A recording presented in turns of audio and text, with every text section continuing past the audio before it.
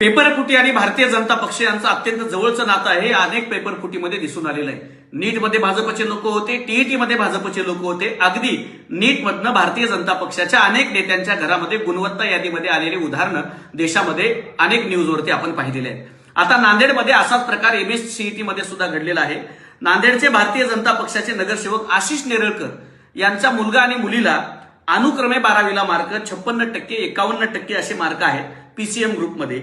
आणि जेईच्या परीक्षेमध्ये 51% आणि 28% त्यांना मार्क आले. मात्र एमएससीईटीच्या परीक्षेमध्ये त्यांना 99% आलेले आहेत. हा अजब प्रकार नांदेड जिल्ह्यातल्या एमएससीईटीच्या या विद्यार्थ्यांचा भारतीय जनता पक्षाच्या घडलेला आहे. यामागची कारणं काय? यांना पेपर कुठून मिळाला? एकीकडे गुणवत्ता दिसत नाहीये आणि दुसरीकडे मात्र 99% येतंय. हे भाजपच्या घरात येणारी गुणवत्ता 100% पेपर फुटीतनं येते. यावरती देवेंद्र फडणवीस चौकशी करून कारवाई करणार का? याचं उत्तर महाराष्ट्रातल्या सामान्य कुटुंबातल्या विद्यार्थ्यांना त्यांनी दिलं पाहिजे. कारण या देशातल्या गरिबांची लेकरं ही अत्यंत सामान्यपणे अभ्यास करून मेहनत करून आपल्या भविष्यासाठी लढत आहेत आणि दुसरीकडे भाजपचे लोक मात्र त्यांचं भविष्य पेपर फुटीतून चोरत आहेत.